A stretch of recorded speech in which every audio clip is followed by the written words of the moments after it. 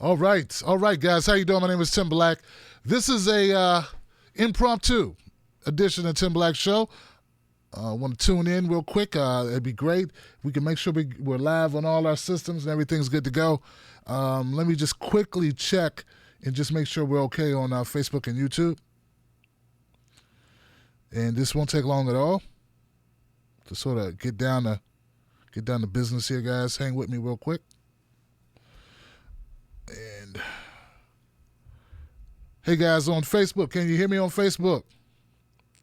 Can you hear me on Facebook, guys? Can you hear me on Facebook? Okay, that means we're good on YouTube. Facebook, guys, my bad. Let me check Facebook real quick. Okay, we got Facebook folks in the house. We are streaming on Facebook. Okay, guys, thank you. Hey, everybody, how you doing? I want to kind of get down to it real quick and just let people know what's going on today. So, I got a text earlier today around noon from people on Tulsi Gabbard's team.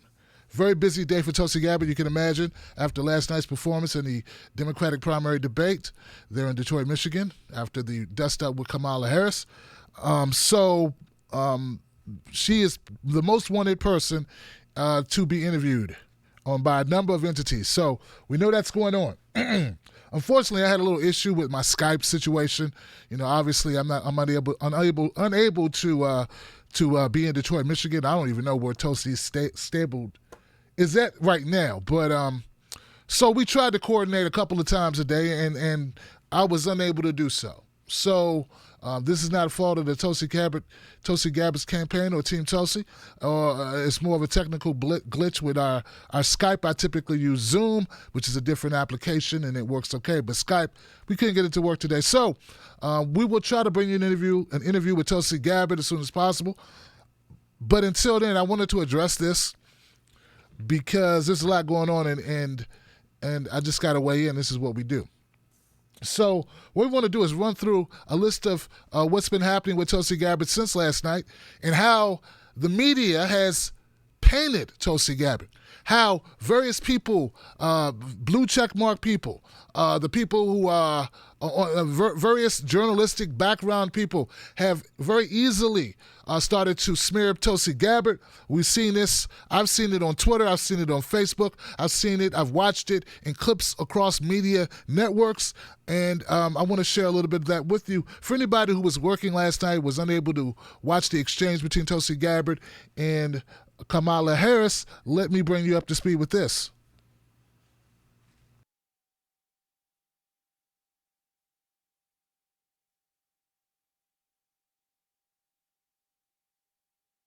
I want to bring the conversation back to the broken criminal.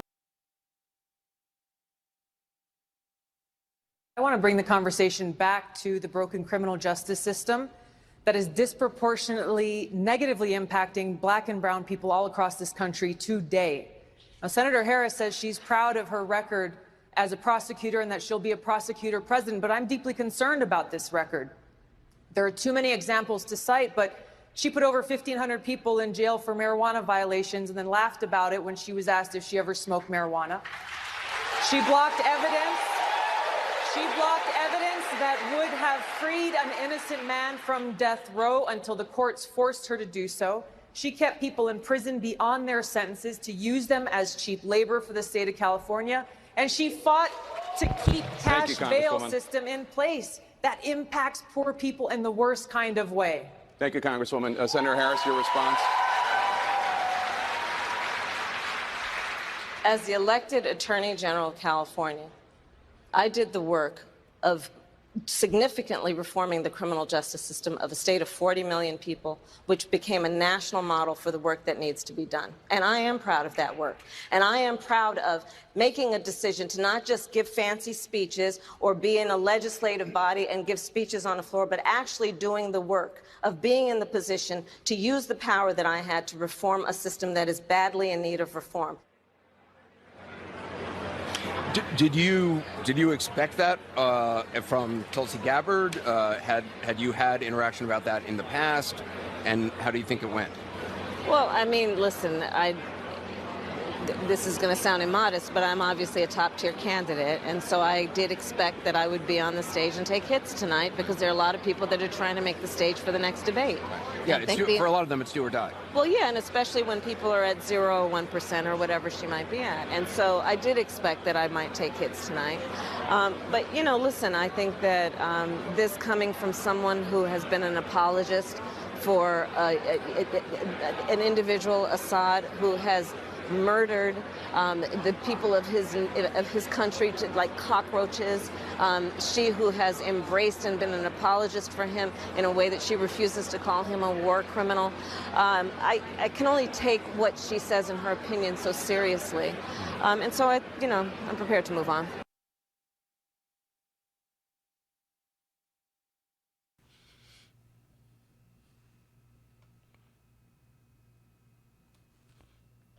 Okay.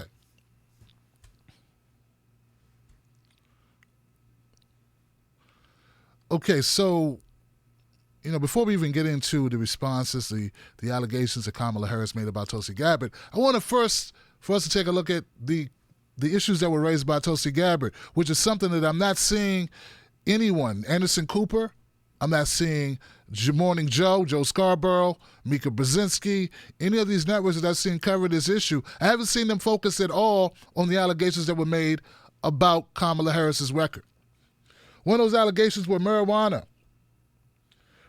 charges. She prosecuted 1,500 marijuana simple possession charges, and then she joked about smoking marijuana on the Breakfast Club with Charlamagne the God.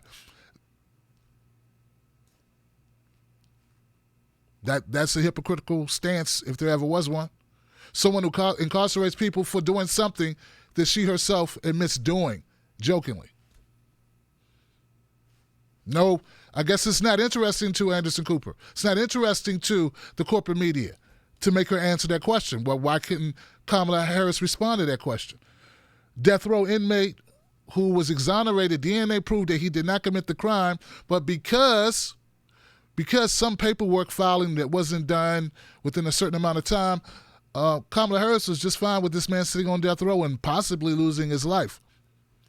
Seems like the type of an issue that an Anderson Cooper, CNN, and MSNBC, Joe Scarborough would respond to, would at least ask Kamala Harris to respond to.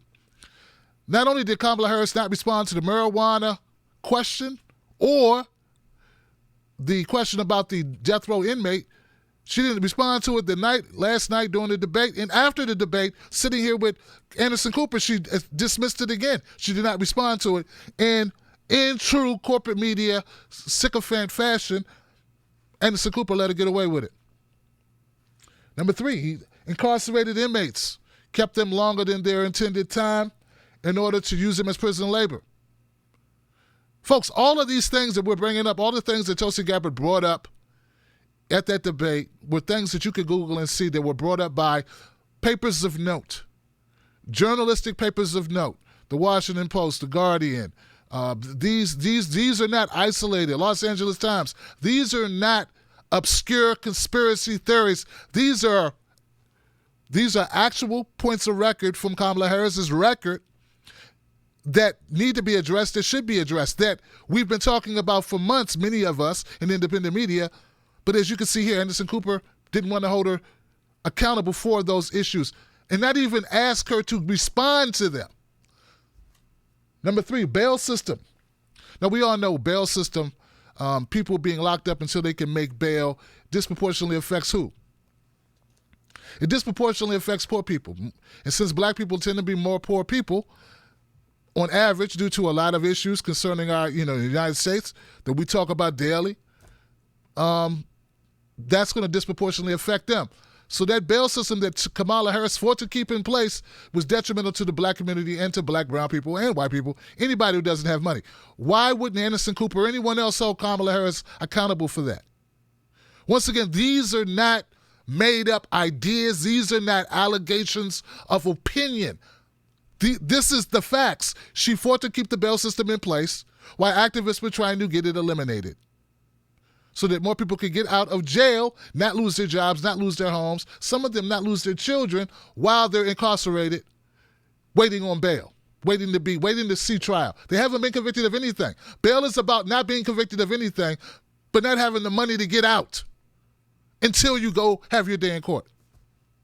So all of these issues that Tulsi Gabbard raised, all factual, all verifiable, none of them smear tactics. None of them pulled out of thin air, all things that any of us could look up, all things that independent media that I've discussed on my channel, many others have discussed these things. So now let's go back to what, instead of responding to what was questioned, the question that was asked of her on the debate floor, why didn't any of the moderators hold Kamala Harris accountable and ask her to answer to those? Not Don Lemon, not Dana Bash. No one made Kamala answer to those questions, but they made sure that Joe Biden did. They made sure that Joe Biden responded to his critiques. At least go back and force the issue. So what I want to point out is the double standard that there is. Not only was she allowed not to respond to questions in a debate, but she was allowed to flood, right after that debate, media with allegations about Tulsi Gabbard that have nothing to do with the issues that were raised. So now, and just to my point, so not only did Tulsi Gabbard score points by raising valid questions, valid criticisms that Kamala Harris has still yet to refute. Her version of her way of refuting those accusations was to minimize the person asking those questions and then gaslight about that person. We're not even going to get into if the allegations of a side apologist are accurate or not. We're not going to get into that because that's not germane to the questions that were asked. I'm not even going to entertain that because we first want to deal with the questions that Tulsi Gabbard raised in the debate that for some reason Kamala feels that she's polling too high to care about. So you don't get to, in a democracy, you don't get to say, I don't have to answer your questions because I'm more powerful than you, which is essentially what Kamala Harris's response is. I'm more powerful than you. I'm polling better than you. Therefore, I don't have to respond to your questions. Now, I don't know what kind of a nominee the Democratic Party wants to have leading their party. I don't know what kind of moral high ground they want to stand on, but I fail to see how a person who's unable to respond when asked questions and then points to an elitist tactic like, hey, I'm more powerful, I'm more liked, or I'm bigger and badder than you. How is that going to play with Donald Trump? I'd like to know. So your prosecutor, she's always talking about she's a great prosecutor and she's going to prosecute the case against Donald Trump. Well, what about Donald Trump when he asks you a question like, hey, what about that marijuana? What are you going to say? Are you going to bring up what? You're going to bring up something about Melania Trump? Are you going to answer questions? So my thing is, are we going to answer questions or are we just going to play smear tactic after smear tactic to avoid answering tough questions? Now, in that interview, just before we go on, because I got more clips, Kamala Harris said she expected these lower rung people who aren't on her tier to come after her. Well, if you expected it, Kamala, why weren't you better prepared? If you expected people on a lower tier, similar to you when you came after Joe Biden, because you're not Joe Biden's tier level, so you're not in the Bernie Sanders, in Joe Biden area, at least not in my book. I don't see you there. Or in Elizabeth Warren stratosphere, so to speak. You're not on their level. You're in the middle level between them and Pete Buttigieg and Beto O'Rourke and people of that ilk. So what were you doing when you were calling out Joe Biden? Were you also looking to get camera time? Were you also trying to make debates? Were you also trying to make a name for yourself? I just find it very hypocritical that when Kamala Harris calls out Joe Biden, it's perfectly fine, and she has an upstanding reason for it, and everything's above board. But when she's called out to defend her own record, now it's a baseless attack. Well, I don't think most of Americans agree with Kamala Harris that this was a baseless attack. But what has now turned into a smear campaign against Tulsi Gabbard has also backfired on Kamala Harris, because here is what people are saying about Kamala Harris. This was what was trending on Twitter.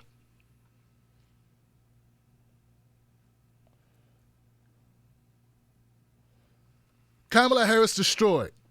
Hashtag Kamala Harris destroyed. This has been trending since early this morning.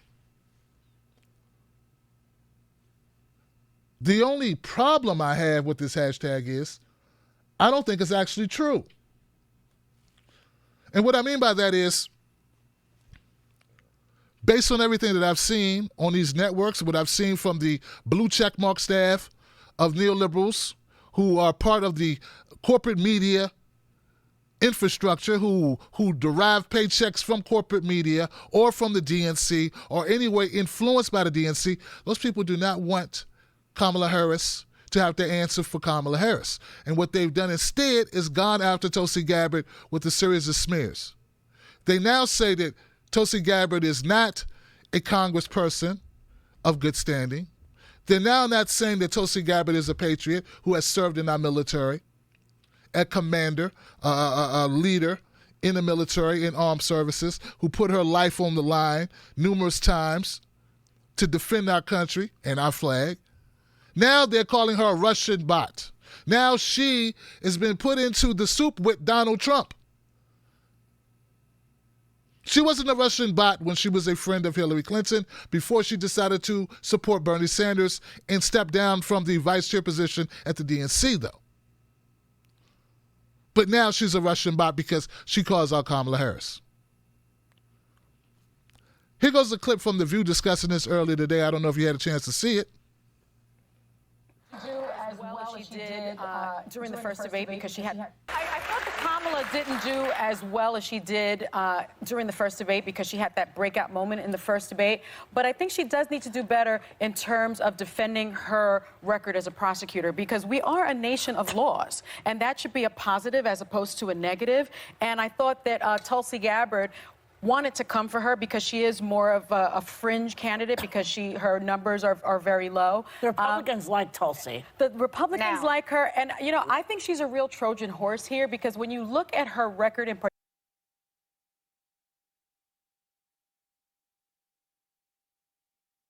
I find it very interesting that Sunny Holston is using the same language, the exact same language that Kamala Harris used.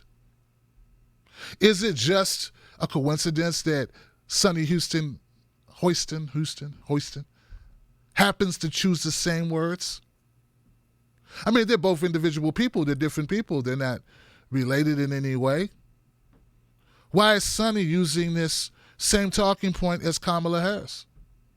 I'm sorry. Yeah, it's Kamala Harris. I don't understand. I thought Sunny was an independent thinker. I thought that she was a truth speaker and a truth seeker. It's amazing, because when Tulsi Gabbard was on The View last time, Sunny wasn't talking this way. But all of a sudden now, she's a Trojan horse. She wasn't a Trojan horse in the last debate when she called out, Tim Ryan? I'm just wondering, when did she... I mean, I'm just thinking, when is a Trojan horse and a plant by Russia, wouldn't that be something that would be like a long-term commitment, is all I'm saying. And all I'm saying is, this is the second debate. So was she also a Trojan horse? Was she also a plant? Was she also all these negative things? Was she that when she was besting Tim Ryan on the issue of diplomacy, on the issues of regime change, wars, and engagement in Afghanistan and Iraq? Let's watch a little bit more of The View, because it gets worse. Do as well as she did during the first debate, because she had... I thought that Kamala didn't do as well as she did during the first debate, because she had that breakout moment in the first debate. But I think she does need to do better in terms of defending her record as a prosecutor, because we are a nation of laws, and that should be a positive as opposed to a negative.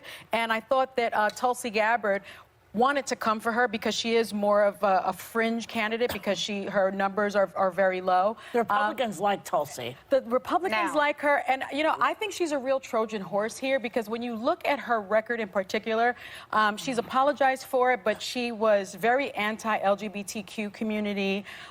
She also has praised Trump for meeting with Kim Jong-un 3 times. That's why they like her. She was one of 47 House Democrats who joined her Republican colleagues voting for a measure that would halt Syrian and Iraqi refugees from resettling in the U.S.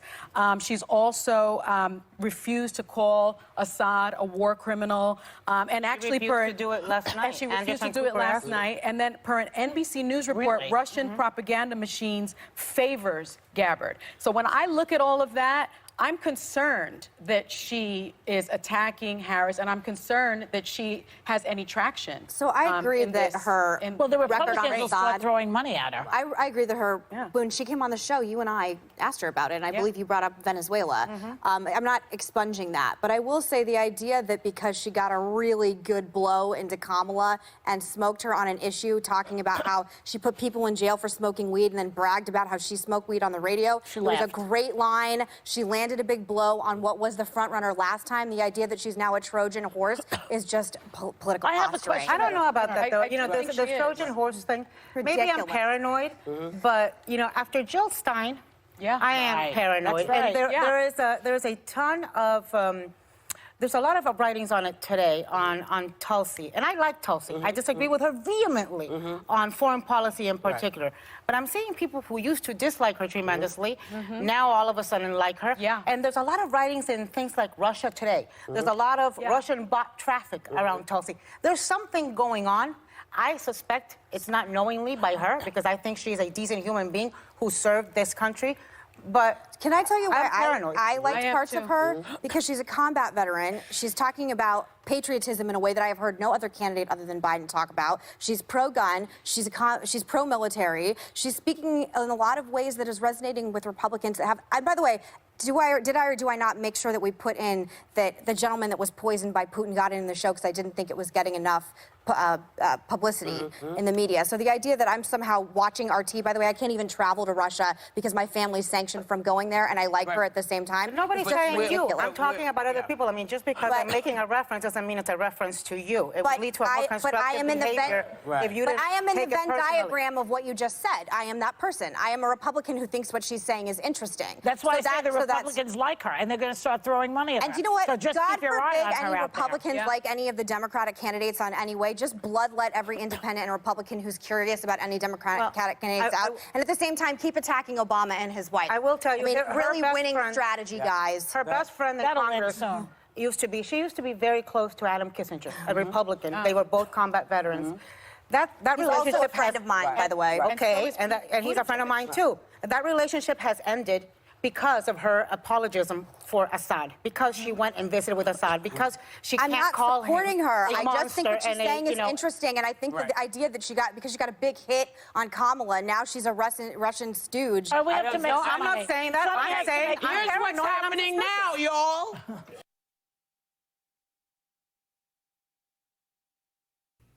Wow. I mean, does the hypocrisy get any bigger than this? I mean, they're deeply in the waters of hypocrisy right now, and everybody's drowning.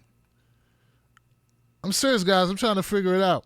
So, I hate the fact that I got to agree with Meghan McCain on this. It just feels weird. I mean, I seldom ever agree with her. And now I have to because, it does seem a whole lot like she gets a hit on Kamala Harris and all of a sudden everyone's got their talons out, sharpened. The daggers are coming for Tulsi Gabbard suddenly in a way that's unprecedented. Bots. To most Americans who are not too tech savvy, bots exist on the internet for all types of reasons. I have yet to hear anybody provide any evidence that bots are helping Tulsi Gabbard. None. I just call me paranoid, but no, I'll just call you a conspiracy theorist and delusional, Anna Navarro. and devoid of facts. Shouldn't you have to present a fact to make a statement like that? And, okay, let's say you're right that there are bots. Why couldn't there be bots pretending to be Russian in order to give you the talking point to discredit Tulsi Gabbard? Couldn't it be the other way is what I'm trying to say. I mean, if you say there are bots supporting her, well, couldn't there be bots who are posing as Russians so that you could be able to then say Russians are helping Tulsi? Couldn't there be a disinformation campaign going on right now that disguises themselves as are looking like Russian bots? So that way you can be able to say Russian bots are helping Tulsi Gabbard. I think that's very much as credible as the allegations that you're making. My theory has no supporting evidence. Neither does yours. But for some reason, you think yours is more valid, and you get to say it on the network channel. You get to say it to millions of people without having any facts. I got a clip. No, before I play my last clip, I just want to point out how repugnant it is that as an African-American man, I have to sit here and defend my dislike for a person who has the background of a Kamala Harris, as if I'm incapable of forming an opinion based on her background. And I also find it repugnant that any black person is unallowed to dislike a prosecutor, an attorney general, whose job was to lock up people and throw away the key. A prosecutor and an attorney general who's on record saying we can't let these incarcerated inmates go because we need to save money on the California budget. She actually said that. If that would have been Joe Biden or Jeff Sessions or basically any white guy, we wouldn't be having this conversation. You would not be fighting for Kamala Harris. You're only fighting for Kamala Harris because she is a brown-skinned woman. If she was anyone else, no one else would have time for her. You would not be saying, oh, we are a country of laws.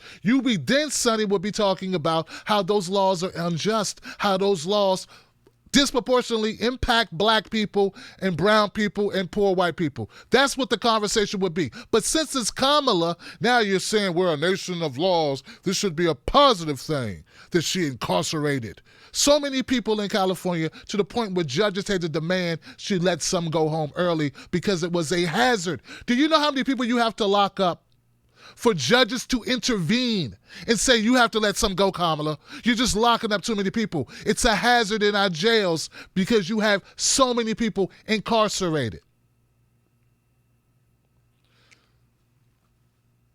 It's disgusting. It's hypocritical. It's backstabbing. It's beyond offensive that the narrative is that any black person who does not support Kamala Harris hates themselves, is racist, or hates women, or any of that. Any of it. And you don't even need evidence. They can just throw it against the wall. And it's not in this particular clip from The View, but this is what I've seen repeatedly on Twitter. One of my issues with Kamala Harris, besides all of the other issues, all of the many issues from the non-prosecution of Steve Mnuchin and his rip-off, fraudulent practices that took homes away from working people in California who Kamala Harris just so happens didn't prosecute and just so happens took donations from, who Donald Trump also donated to Kamala Harris's campaign. How many people know that? I wonder if it was anyone else, would it be just tidily swept under the rug? But since it's Kamala Harris, I'm a sexist for bringing it up, and I'm a racist for bringing it up.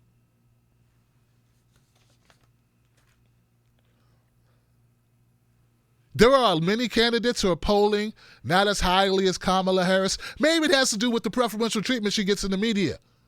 Maybe that has something to do with her polling well. But why aren't you calling Jay Inslee and, I don't know, Gosh, there's so many of these candidates.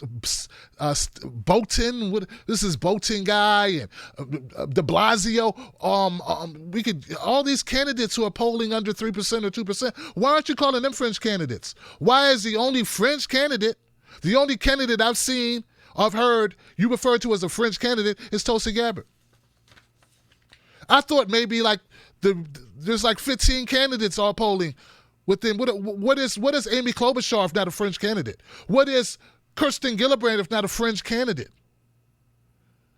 I mean, I'm just trying to understand where is the level that we're looking at. Where's the measuring stick, and why isn't it not being applied evenly to all candidates?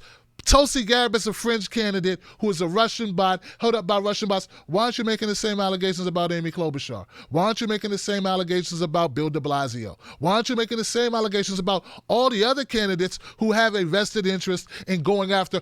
Bernie Sanders was attacked by 5 or 6 candidates at one time during the second debate. How many of them were called fringe candidates, and how many of them did you accuse of working with the Kremlin? Do you have any evidence at all that Tulsi Gabbard is working with the Kremlin? Now, I hope to interview her soon, and I'm going to ask her, are you working with the Kremlin? Are you friends with Putin? Are you a bot? Do you know any bots? Have you brought any bots? I'm going to ask her that question. But you should have to have some form of evidence to float a theory that way.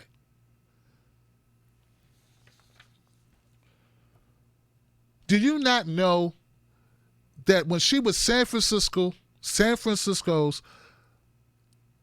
prosecutor, district prosecutor, what was she? She did not know, San Francisco DA, that's what it was. When she was San Francisco's DA, she had a crime lab scandal where the evidence was tainted, and Kamala Harris didn't want to throw out the tainted evidence. She would have rather risked locking up people for crimes they didn't commit with evidence that was faulty and found to be tainted than to throw out that evidence. What about in the San Francisco, the clergy that she didn't want to prosecute as sexual abusers? What about that? The archbishops and the clergymen who have been hurting children. Kamala Harris decided not to prosecute them. Why didn't she turn over that information to those survivors? I mean, there is a laundry list of issues that we could talk about with Kamala Harris, but it doesn't seem like anybody's interested in talking about them. It seems like all you want to do is find excuses for Kamala Harris, let her ignore based accusations, not even accusations, ignore her own record. And I find it very hypocritical. Now, just to kind of put a cherry on the top with this whole Kamala Harris game that we're playing, where I know you are, but what am I? I know you are, but what am I? Thing that she's doing with Tulsi Gabbard, instead of answering questions about her own record, which she has no problem holding Biden accountable for his record 30, 40 years ago, but her own record of 5 years ago is off limits all of a sudden, and anyone who brings up what she did 5 years ago in the last job she had is suddenly a fringe candidate, Putin bot, or Putin bot, or some nefarious bad actor. That's what it is. But I want to share with you a clip that solidifies and may offer some insight to those people who want to know why people don't respect Kamala Harris and why people have major questions about her not only being a front runner, but why is she even considering herself to be a progressive? Here it is. Okay, so I say with all love and warmth that part of the concern also for people who Okay, so I say with all love and warmth that part of the concern also for people who are progressive thinking and liberal-minded, or just progressive thinking in terms of just fix it, is that we all have these posters in our closet that is attached to a stick that we sometimes will card out when we're talking about criminal justice policy and those statistics that you first heard when we opened it up, incarceration. And we run around with these signs, build more schools, less jails.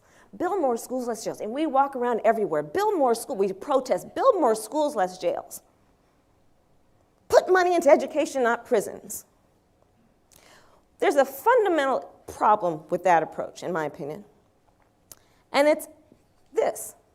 I agree with that conceptually, but you have not addressed the reason I have 3 padlocks on my front door.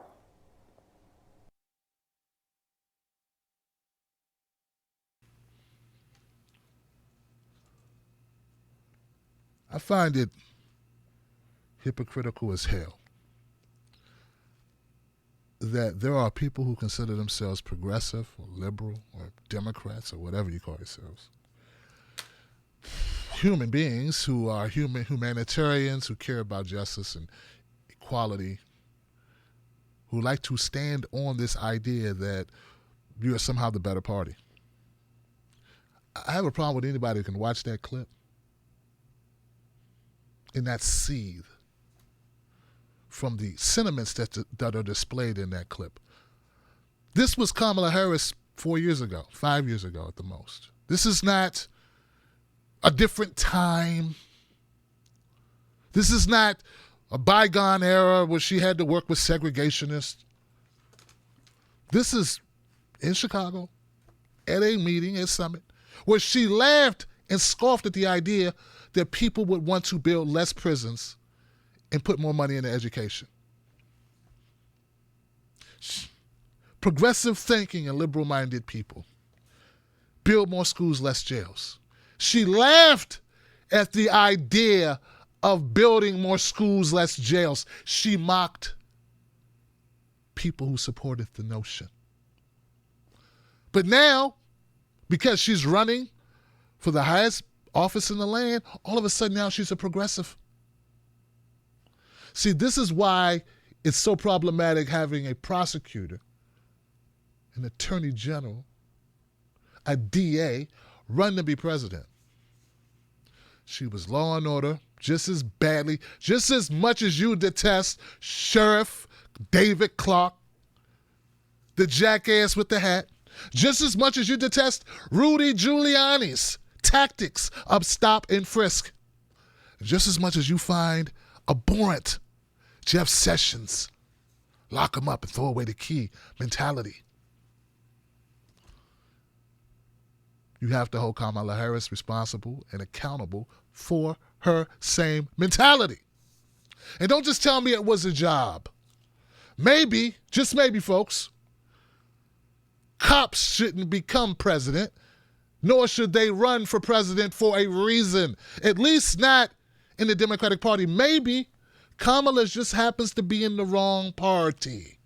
Maybe she should be a Republican. They have a lot of room for law and order types. It fits more with who they say they are.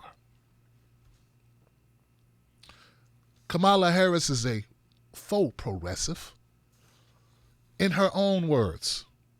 Now you can say the Russian bots are programming me, or I'm working for Putin if you like, but I didn't make that clip, and Tulsi Gabbard didn't make that clip, and Jill Stein didn't make that clip or force her to say those things. And I would like to know why me as a black man with black children living in a black neighborhood, why I should support a black candidate who thought it was fine to throw away the key on black children and lock up their mothers if they miss school. I'd like to know why. All right, folks, that's it. I'm looking forward to an opportunity once again to talk to Tulsi Gabbard once we get the system crap straight. But I had to come to you because frankly, guys, I am amazed and I am shocked. And I know I shouldn't be at this point, but it is amazing and shocking the levels that one will stoop to defend the indefensible. Sonny Huston of The View, please defend this clip and then tell me we have a law, we're a land of laws. Defend it for me, please. All of you Twitter heads, blue check mark Twitter people, Zerlina Maxwell, please defend this clip. Make me feel better about it. Explain it to all of us why we should support this candidate. And ask yourselves, folks, if she was any other color, would she be allowed? Would she be a front runner? And would they be making excuses for her? I think they would not. That's it. I'm Real Tim Black on Facebook and on Twitter. Find me there. I'll see you on the next one. Now let me go and check comments.